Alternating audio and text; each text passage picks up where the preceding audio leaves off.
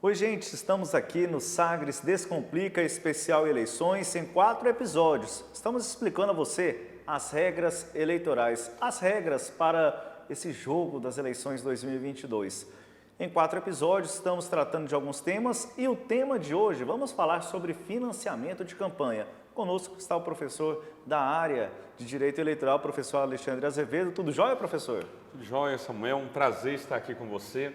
Mais uma vez, no Sagres Descomplica e vamos descomplicar a vida aí do nosso povo. Financiamento de campanha. Quais são as formas, professor, que nós temos aqui no Brasil de financiamento de campanha? Nós temos duas formas básicas, né? O financiamento privado e o financiamento público. O financiamento privado pode ser feito pelo próprio candidato ou através de recebimento de doações de eleitores, de pessoas físicas, né? Proibiu-se, a partir de 2015, né, o financiamento privado por pessoas jurídicas. Então, nesse financiamento privado, apenas as pessoas físicas podem doar para a campanha. E essas pessoas físicas que forem doar ainda tem limites, né?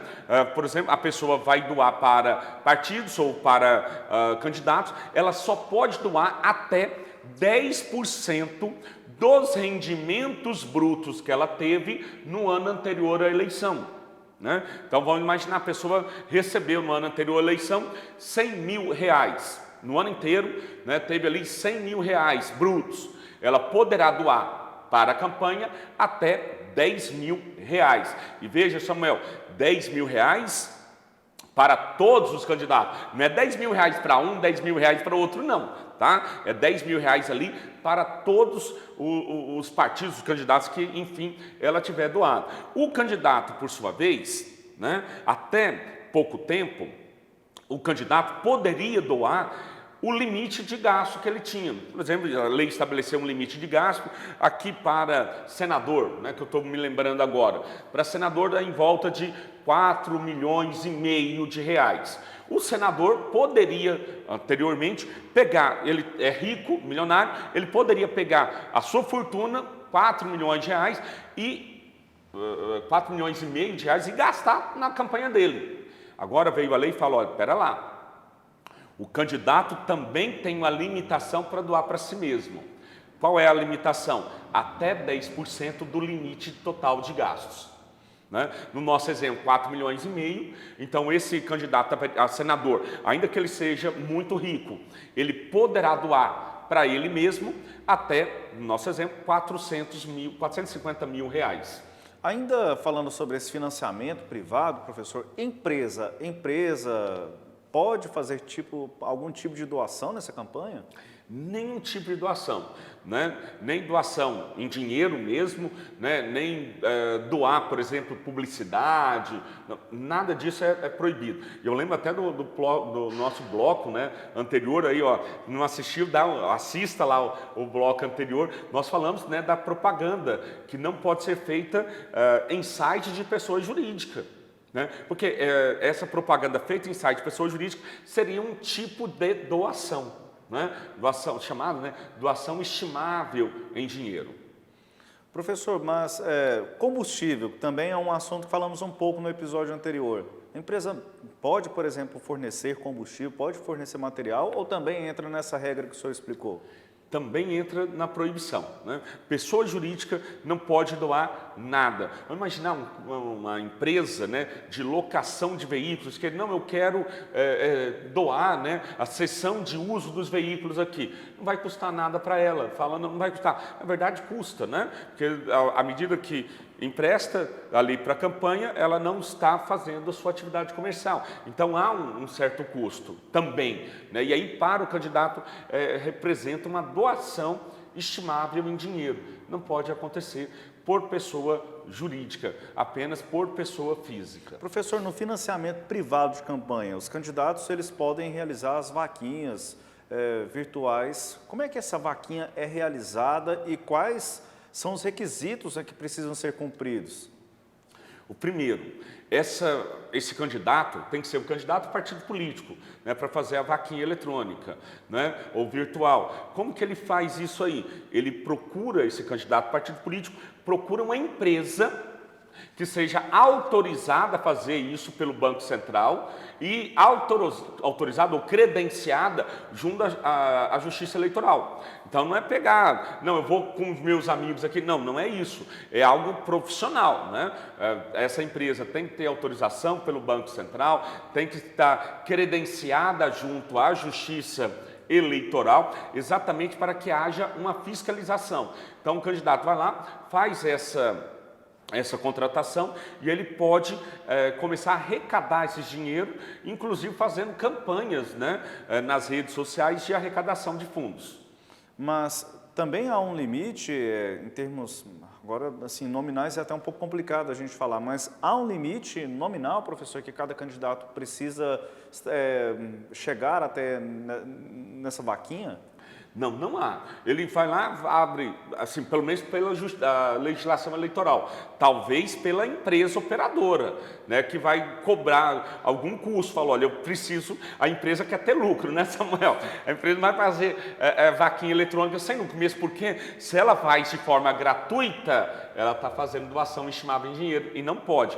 Então ela vai cobrar algum preço, algum valor ali. Tá certo? Aí, esse valor mínimo, esse limite mínimo, aí tem que ver essa contratação, não na legislação eleitoral, tá certo? Aí o limite que tem é o limite máximo. Não é porque é virtual que o eleitor pode doar qualquer valor, não. Ele tem ali o limite de até 10% do rendimento bruto dele no ano anterior à eleição. Falando sobre o financiamento público, aí há fundos que são específicos, professor. Quais são esses fundos? Nossa, no financiamento público, né, nós temos duas formas, né? É o financiamento pelo fundo partidário e o financiamento pelo Fundo Especial de Financiamento de Campanha, ou FEFEC. Tá? O fundo partidário, ele é um recurso que os partidos recebem anualmente. Tendo eleição, não tendo eleição, os partidos vão receber o fundo partidário. Já o FEFEC, né, os partidos recebem apenas durante a campanha eleitoral, é para ser utilizada na campanha. O fundo partidário, o partido recebe, não usou, o partido continua com ele. No fundo especial, o partido, candidato, não usou, tem que devolver ao Tesouro Nacional, ao erário. Tá? Então, veja ali a diferença, né? Duas. Fundo partidário, ele é perene. O partido vai receber durante todo o ano. O FEFEC, apenas para a campanha eleitoral. Fundo partidário, o partido economizou, não gastou tudo. Continua com o partido. FEFEC, partido, o candidato não gastou. Vai ter que recolher ao Tesouro Nacional. Tá certo? Como que o partido recebe o fundo partidário? Também, olha a importância de eleger deputados federais. Quanto maior a quantidade de deputados federais, maior será a parcela do fundo partidário que o partido vai receber. Do FEFEC é um pouquinho diferente, né? O FEFEC depende da quantidade de votos, da quantidade de deputados federais eleitos, da quantidade de candidatos ao Senado eleito. Então a questão é um pouquinho diferenciada, né? Dependendo da quantidade de deputados federais, de senadores e dos votos, né, vai aumentar a quantidade do fundo FEFEC, né, para as candidaturas. Mas para os novos partidos ou para os pequenos partidos, eles têm direito a algum recurso de um desses dois fundos?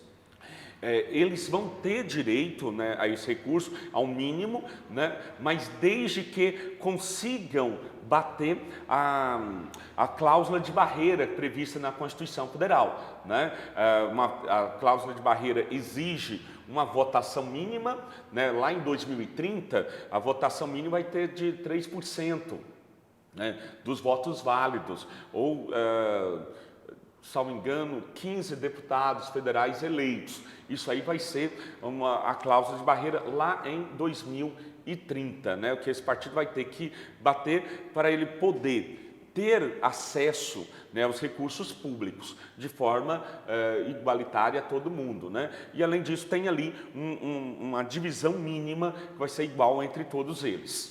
Professor, obrigado pela participação neste episódio aqui do Sagres Descomplica. Eu que agradeço, Samuel, e é um prazer estar aqui com vocês. Espero, que nós tenhamos descomplicado aí a sua vida. Falamos mais sobre as regras eleitorais. Este é o terceiro episódio do Sagres Descomplica Especial Eleições. No nosso próximo encontro, segurança das urnas. E também vamos falar sobre a apuração dos votos.